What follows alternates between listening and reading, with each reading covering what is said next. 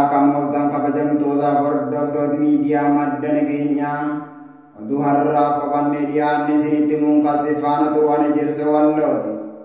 Oduu keenya jalqabaatiin kaaba Oromiyaa godina Walloo keessatti shororkeessitoonni faannoo Amaara qotee bulaa Oromoo Walloo irratti dhukaase yoo banan qabeenya qotee bulaa kanneen akka re'ee, hoolaa fi kan kana fakkaatan dabalate qalatanii nyaataa kan jiran yoo ta'u, mana hidhaa bulchiinsa magaalaa Kamisee keessatti ilmaan Oromoo irratti gochisuu kanneessa raawwataa jiraachuun himame. Guutuun gabaasa kanaa akka itti aanutti isiniif dhiyaata. Kaaba Oromiyaa godina Walloo keessatti hidhattoonni shiftaa Amaara qabeenya qotee bulaa saamuu fi lola qotee bulaa Oromoo irratti banaa jiraachuu maddi keenya madda nageenyaatti hime.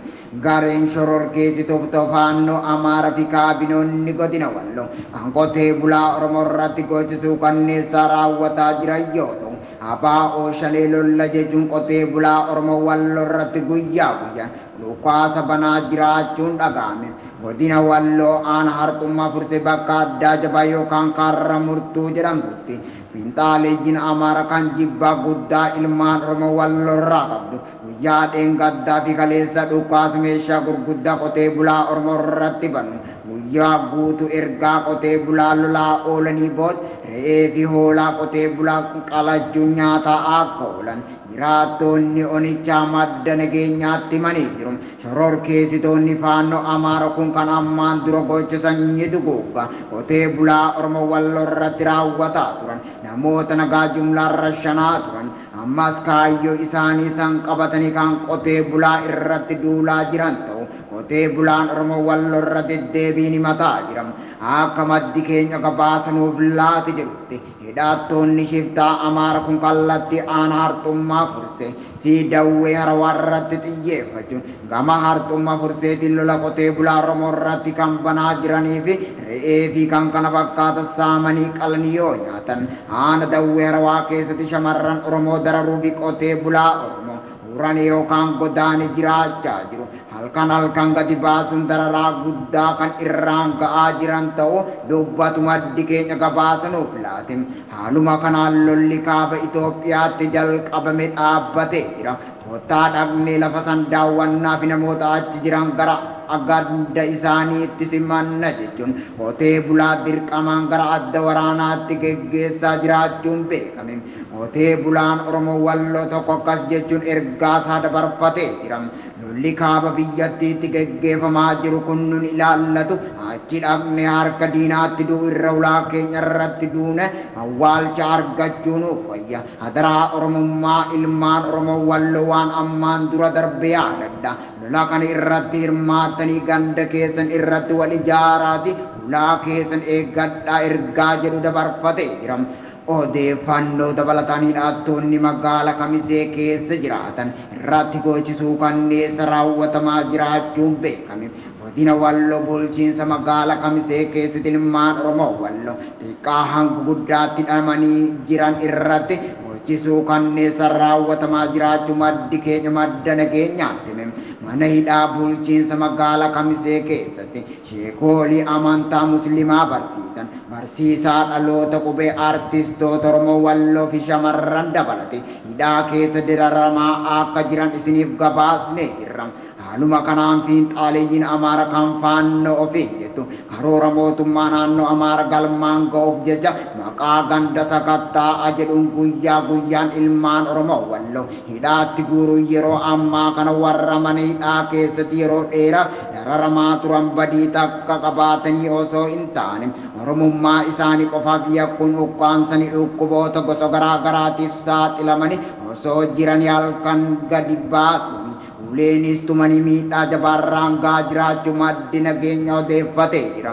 Hidhattoonni shiftaa Amaara kan maqaa seera kabachiisuu jedhu godina Walloo keessatti buufamtee jirtu yeroo darbe ilmaan Oromoo Walloo hidhaa baasanii jumlaan rashanaa kan turan yoo ta'u, yeroo ammaa kana namoota badii takka malee Oromummaa isaanii qofaaf hidhaman sababbii isaan irra deddeebiin mana murtiitti nu dhiyeessaa murtii haa argannu jedhanii irra deddeebiin dubbataa turaniif halkaniif guyyaa uleentumuu irraan kan ka'e guyyaa dheengaddaa dhalata aana dawwee harawaa ganda sibiqil kan ta'e Muhammad awwal namni jedhamu dararaan mana hidhaa keessatti irra ga'urraan kan ka'e lubbuun akka darbe isiniif gabaasne jirra.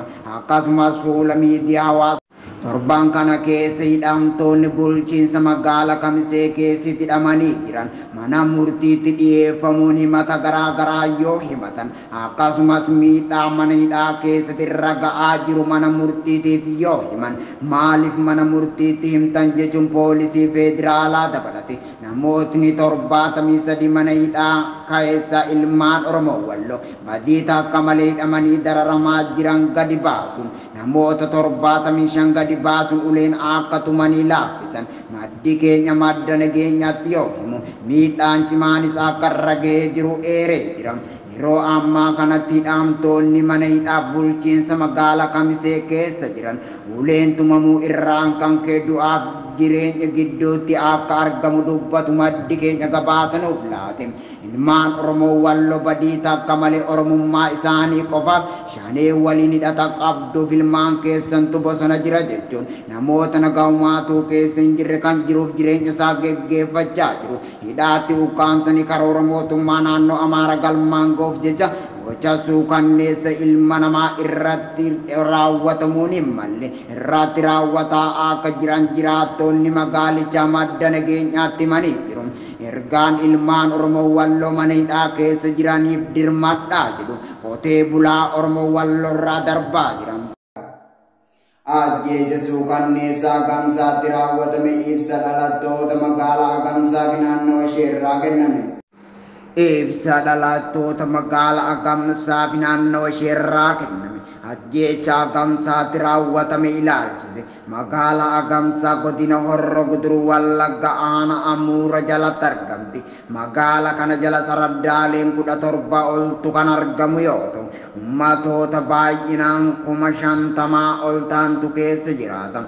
Magaalaa Gamsaa kan adda ishee taasisu kaartaa fi pilaanii magaalaa qabaachuu iddoo oomishaalee gosa midhaan sadarkaa ekispoortiif ta'an hedduu qabaachuu ishee fi walqunnamsiiftu godinaalee Oromiyaa Horroo Guduruu Wallaggaa fi Wallagga Bahaa fi naannolee Amaaraa ta'udha.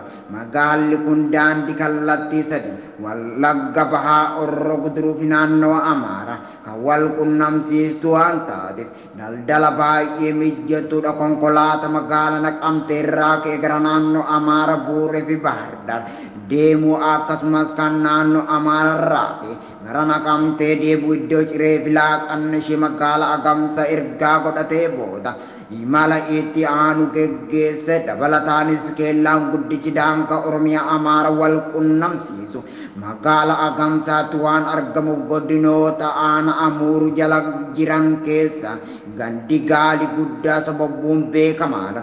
Oomishni akka xaafii, saliixa, boqqolloo, qamadii, nuugii fi kan kana fakkaatan magaalaa kana irraa gara Oromiyaatti dhiyaachuu irra darbe naannoo Amaaraa magaalaa Bahar Daar fi naannoo Tigraay magaalaa Maqaleetti dhiyeeffamu.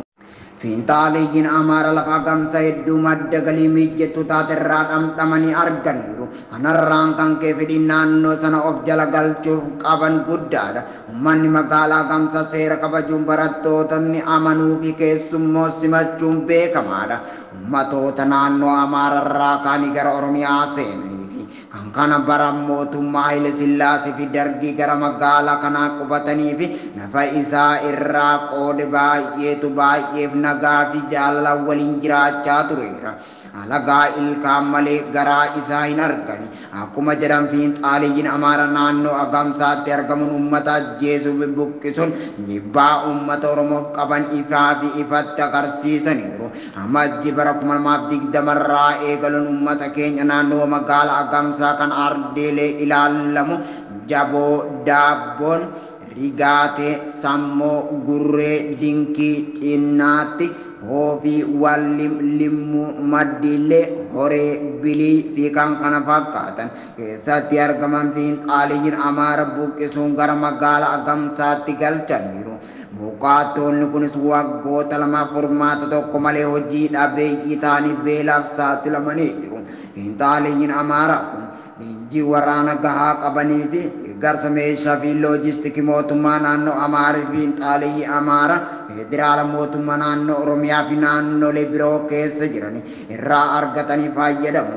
Godina Horroo Guduruu iddoo garaa garaa keessatti nama ajjeesu, mana jiraattoota gubuu akkasumas horii uummataa saamuu irratti ergaa hiriiranii waggaa lamaa ol lakkoofsiseera. Xiinxaliyyiin Amaaraa kun magaalaa Agamsaa keessatti rakkoo uumamu ergaa jalqabanii gaaga'amni hedduun magaalaa kana keessatti raawwatameera. Manneen barnoota seeraan barattoonni barsiisuu hin dandeenye diinagdee magaalattii akka gadi bu'u taasiseera. Lubbuun baay'een dhumeera.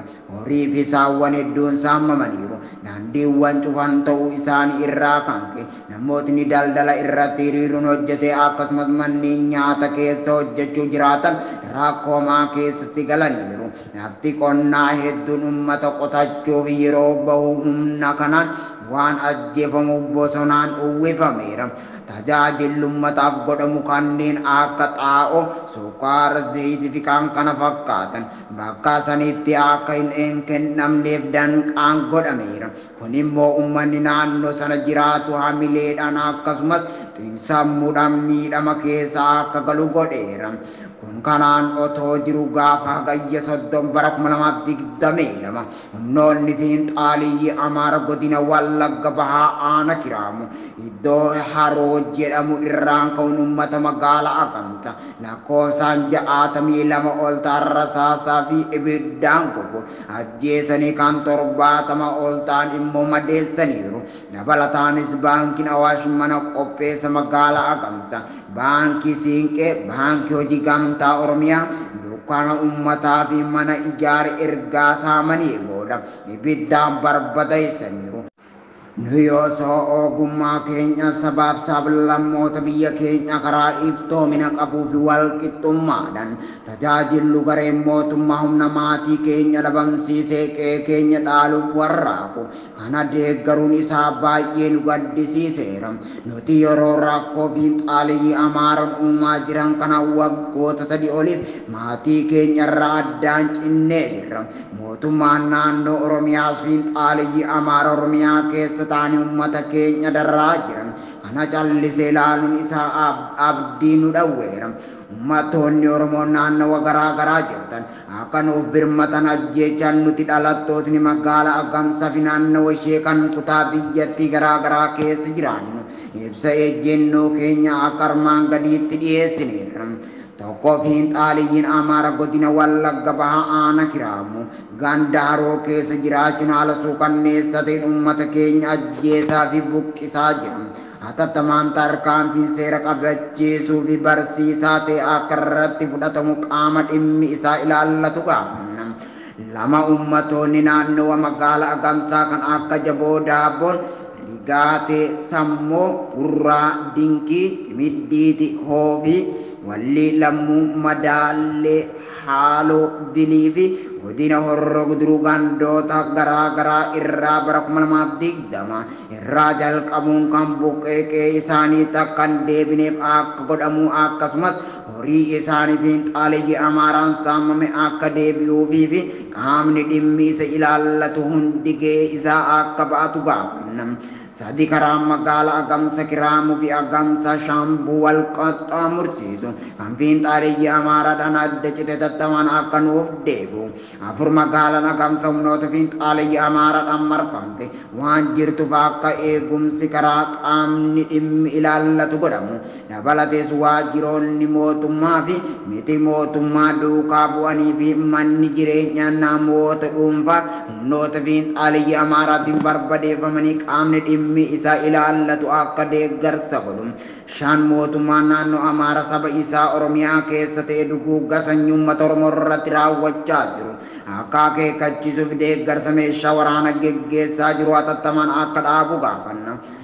Saboonni Amaaraa naannoo Oromiyaa keessa jiraatan murna Xiinxaliyyi Amaaraa Oromoo ajjeese buqqisee horii uummataa saaman kan uummata Amaaraa bakka hin buune kana deeggaruu irraa akka of qusatan seeratti isin dhiyeessitan gaafanna. Dhalattoonni magaalaa Agamsaa fi naannoo ishee kutaa biyyatti garaa garaa jirtan bakka jiran irraa fulbaana 8 bara 2022 Egaa kabajamtootaaf hordoftoota miidiyaa madda nageenyaa oduun har'aaf qabannee dhiyaanne kana gammaa daawwattanidha.